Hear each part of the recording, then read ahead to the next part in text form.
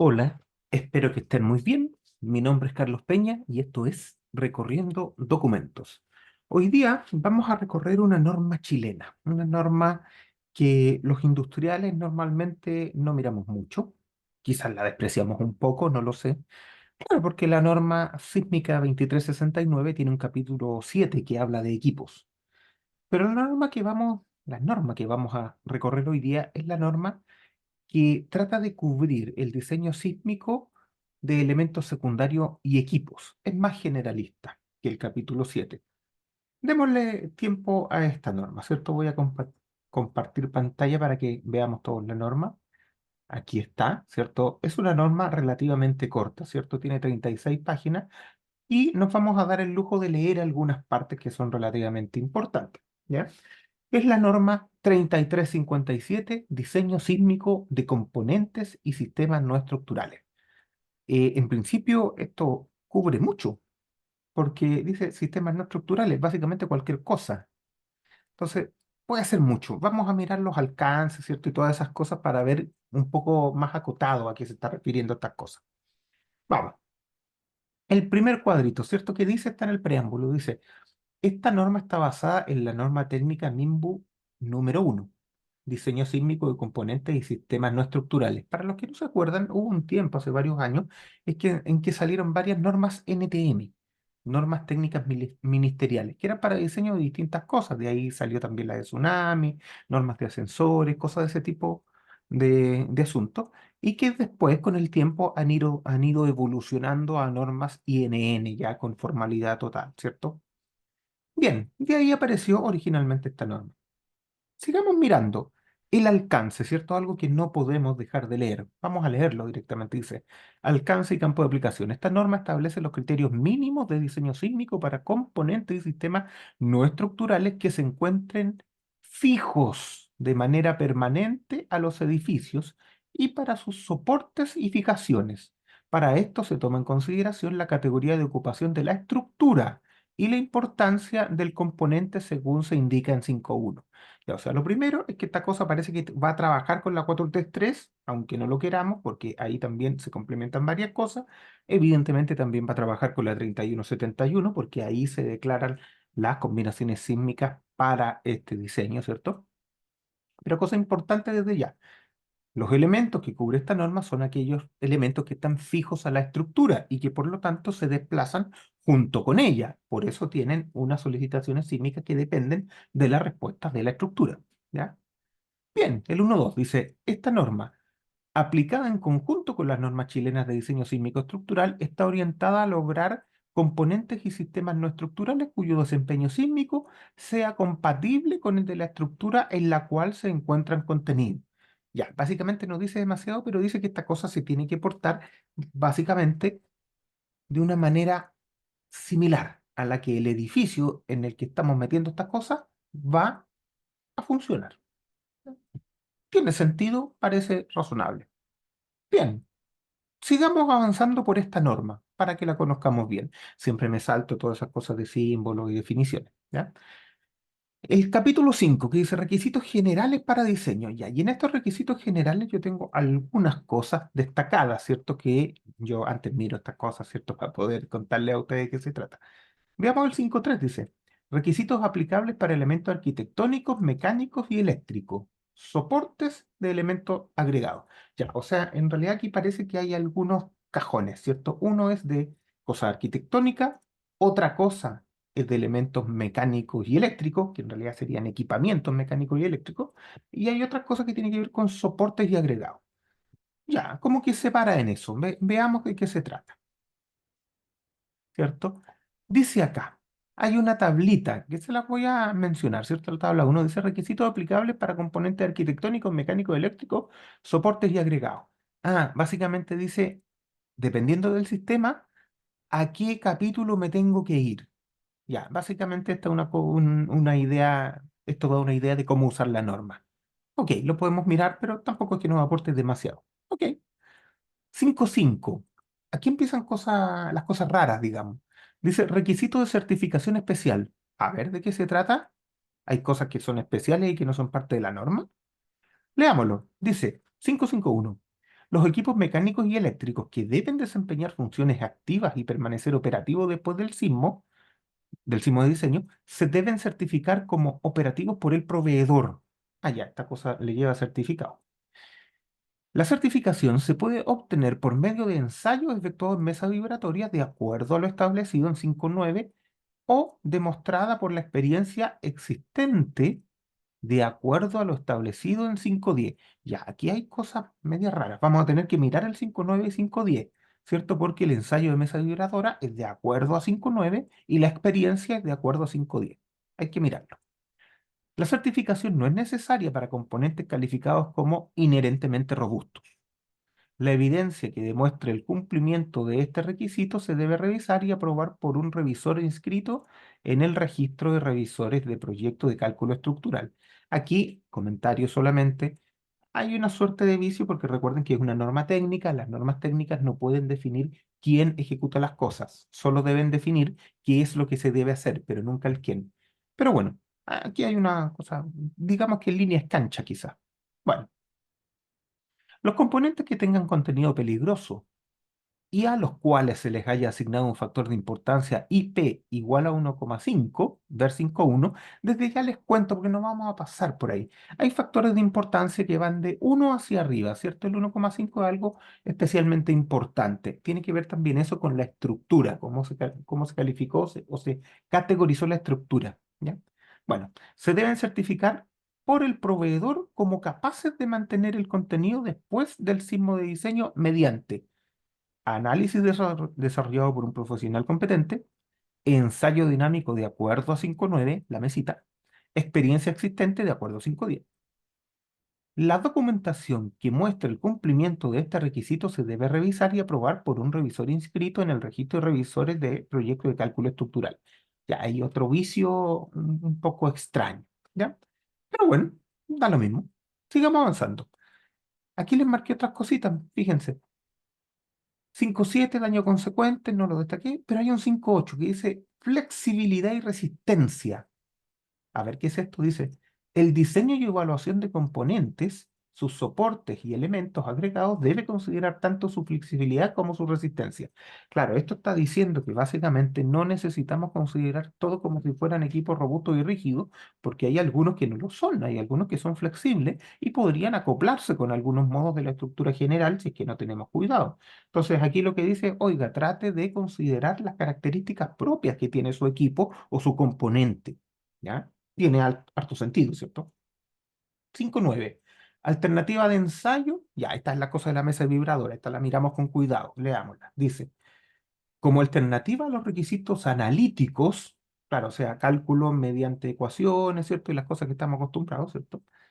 Indicado en las cláusulas 5 a 9, los ensayos se deben considerar como un medio aceptable para determinar la capacidad sísmica de los componentes y sus soportes y agregados. ¿Tiene sentido? La cualificación sísmica mediante ensayos se debe basar en procedimientos estandarizados reconocidos a nivel nacional o internacional, como por ejemplo el ICC SAC 156 y el ETG 1020, entre otros, ver anexo B. Hay varias normas, ¿cierto? Que normalmente, bueno, comúnmente nosotros usamos para certificar equipos, sobre todo eléctricos, ¿cierto? Que se meten a mesas vibradoras, ¿cierto? Se hacen análisis con registros. Registros en general son registros sintéticos que tienen que cumplir con ciertas condiciones que el mismo código establece. ¿Ya? Entonces esos análisis dinámicos son por medición. Usted le pone muchos electrodos, hasta cosas, muchos sensores, y con eso determina cómo se portó durante el sismo y cómo quedó después. Ahí usted puede medir amortiguamientos, desplazamientos, fuerzas, lo que sea. Pero básicamente, y en lenguaje lo más coloquial posible, es que usted tiene su maquinita al principio, le pone los sensores, la somete a un sismo súper fuerte y ve cómo quedó. ¿Quedó como usted quiere o no? Y esa es la validación. Es bastante simple en lo conceptual. No es tan simple llegar y subir el aparato a la mesa. A veces es complicado porque hay aparatos bien grandes. Ya, bueno. Entre otros, ver el anexo B. que sean aceptables para el revisor inscrito en el registro de revisores de proyectos de cálculo estructural y se debe considerar como satisfactoria para los requisitos de diseño y evaluación si la capacidad sísmica es mayor o igual a las demandas sísmicas determinadas de acuerdo a lo indicado en 6.1 y 6.2. Ok, otra vez solo lo puede hacer el revisor sísmico inscrito, cosa no menor. Vamos a ver cuál es la diferencia con el 5.10, porque hay cosas que nos dicen que pueden ser aprobadas por experiencia. Veamos acá. Alternativa de uso de información basada en datos experimentales para la determinación de la capacidad sísmica. Ah, esto ya no es meter el mismo equipo a la mesa, sino basarse en información anterior. Veamos. Dice, como alternativa a los requisitos analíticos, desde cláusulas 5 a 9, el uso de datos provenientes de la experiencia es aceptable para determinar la capacidad sísmica de los componentes, sus soportes y agregados. La calificación sísmica mediante datos provenientes de la experiencia debe cumplir con los requisitos indicados en IEEE 344, que es una norma de validación de equipos eléctricos muy conocida y bastante transversal en nuestro medio, ¿ya?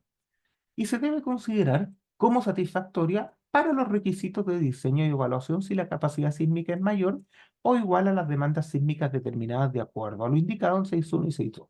Ya, o sea, básicamente tener antecedentes de ensayos realizados por otro a un equipo del mismo tipo. Eso es lo que estoy entendiendo yo por lo menos.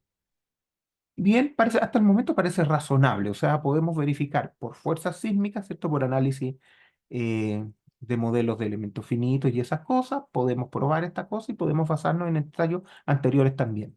¿Tiene sentido? Sigamos avanzando. Capítulo 6. Demandas sísmicas para los componentes no estructurales. Ya, aquí están las fuerzas, como decimos normalmente. ¿De qué depende la fuerza? Fuerza, ¿cierto? De corte. Depende de una sub P, depende de una RP, el IP, el coeficiente de importancia, ¿cierto? Aquí está el factor de amplificación por el nivel en donde está puesta esta cosa. Depende de un alfa A, de un amplificador del A, ¿cierto? Que normalmente son una sola cosa, y del peso de la cosa. Entonces, básicamente aquí, cosas que son bien importantes. ¿Dónde tengo el alfa AA? Acá. Ah, ya. Es una aceleración horizontal, centímetros partido por segundo al cuadrado y depende del suelo. Perfecto. Y tiene un Z. Ah, claro, el Z es un parámetro que depende de la zona sísmica, ¿cierto? Y lo tengo que ir a sacar de la 433. ¿Ya? ¿Se entiende? Bien. ¿Se cruzan las normas? Bien. ¿Qué es lo que parece que es complejo? Que aquí aparece un A sub P y aparece un RP. ¿De a dónde me saco el A sub P y de a dónde saco el A sub P? Ya, desde ya el RP es un factor de reducción, por lo tanto depende del tipo de equipo. Tendrá que haber una tabla. Les adelanto que sí, hay una tabla más adelante, la vamos a mirar. Y el A sub P, ¿qué es el A sub P? Es un factor también que tiene que ver con la amplificación de esa aceleración. ¿Y de dónde me lo saco? También aparece acá, ¿ya? Entonces, básicamente, con este capítulo 6 yo voy a poder determinar las demandas desde el punto de vista de las fuerzas que tengo que usar para el diseño del equipo o el componente y sus anclajes de la estructura. Muy bien.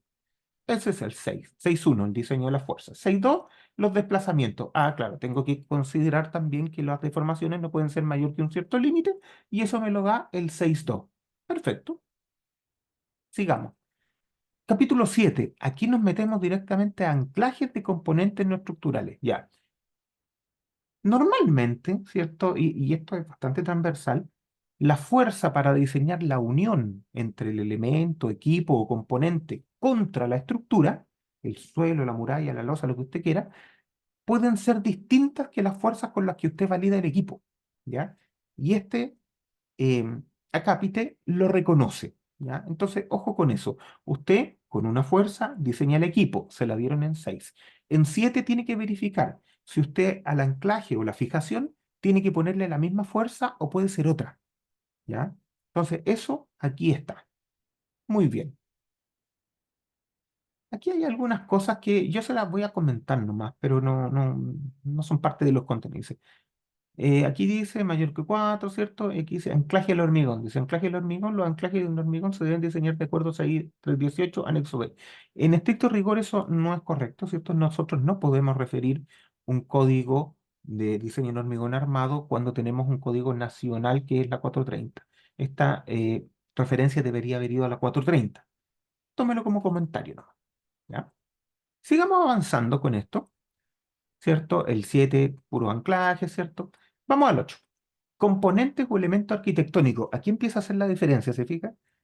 Habían elementos que eran arquitectónicos, otros que eran equipamiento mecánico y eléctrico, y habían otros por ahí. ¿Ya?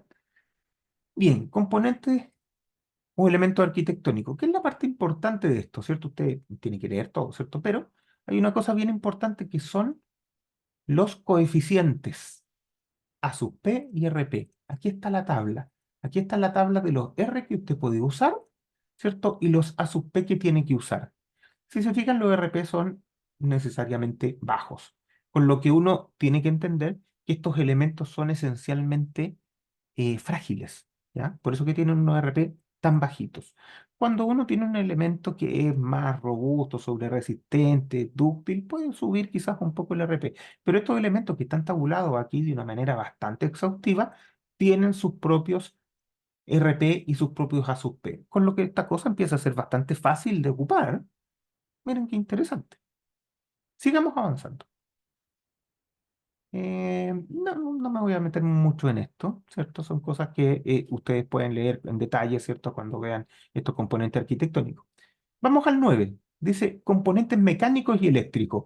Ya, esto, claro, la deformación industrial, uno puede decir, estos son más importantes. No necesariamente, pero sí, van más orientados a la funcionalidad. ¿Qué es lo que dice el capítulo 9? También vuelve a tener una tabla, ¿se fija? Y dependiendo de cómo son estos equipamientos, ¿cierto? Mecánico y eléctrico, le da los R y le da los A sub P. Aquí están, ¿cierto? Otra vez es una tabla que nos facilita muchísimo, muchísimo el trabajo. Le voy a leer uno para que usted vea que esto es bastante distinto. Dice, cañerías proyectadas de acuerdo a AMB 31, incluidas los fittings con uniones soldadas. Ok, si eso cumple con eso, entonces usted puede llegar a usar un RP de 8. Es bastante usado, ¿cierto? Claro, porque se está pensando que esas cañerías en realidad tienen cierta capacidad de deformación sin colapsar. Bien, y los elementos que tienen una fragilidad mayor y no tienen, ¿cierto? Tanta capacidad de absorber energía por deformación tendrán su RP más pequeño, ¿cierto?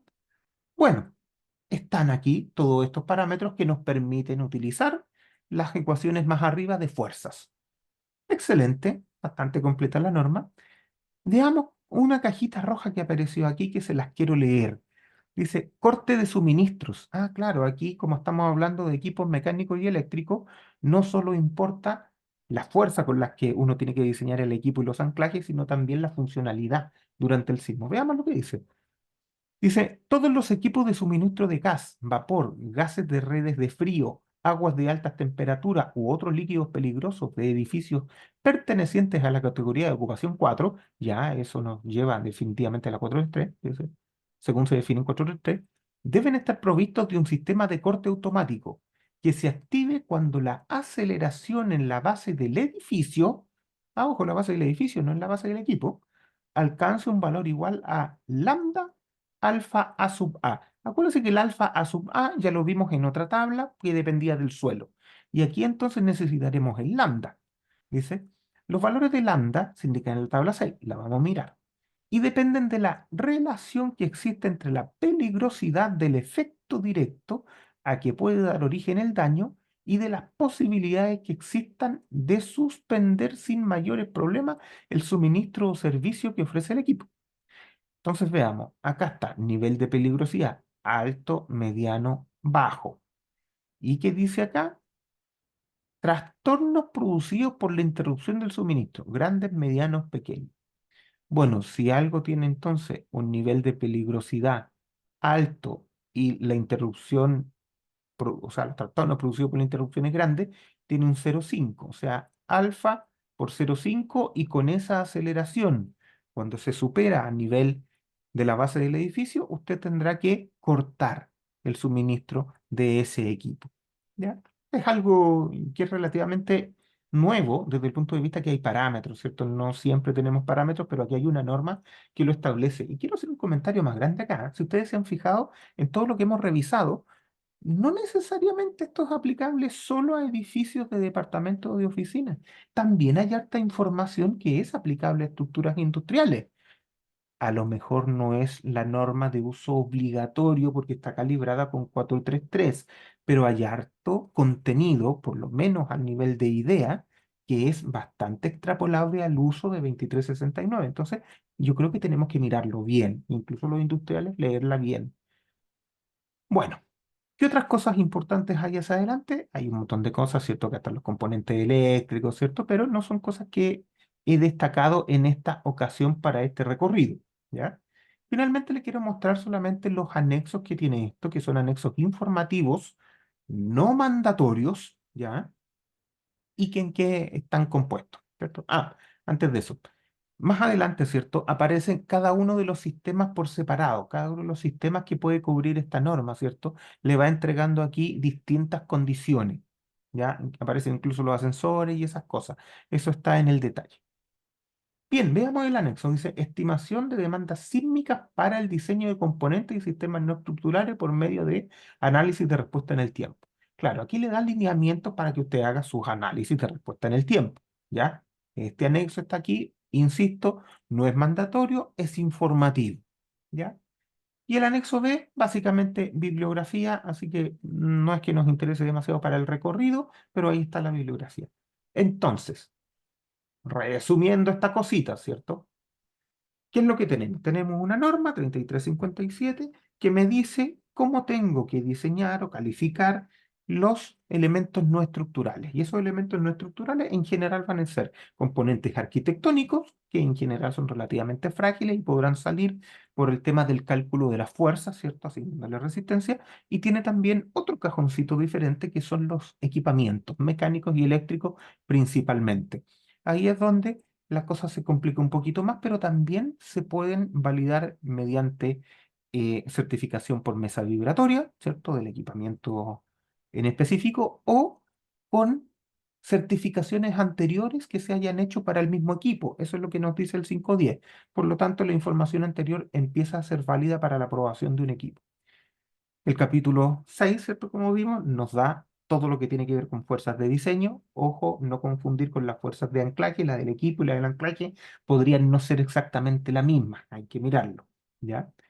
Y después nos entrega también, dependiendo de cuál es el elemento, nos entrega el RP y nos entrega el A. Por lo tanto, deberíamos poder siempre aplicar de buena forma esta norma, ¿ya? Bueno, no quiero alargar más el video. Creo que esta es una norma que merece que se estudie, de hecho es corta, así que es bastante necesario que usted la estudie por lo menos alguna vez y como siempre le digo, marque las cositas que le parecen importantes. Bueno, ojalá les haya gustado el video, si es así, déjeme su like, suscríbase y si puede, se hace miembro. Eso pues, que les vaya muy muy bien. Chao, chao.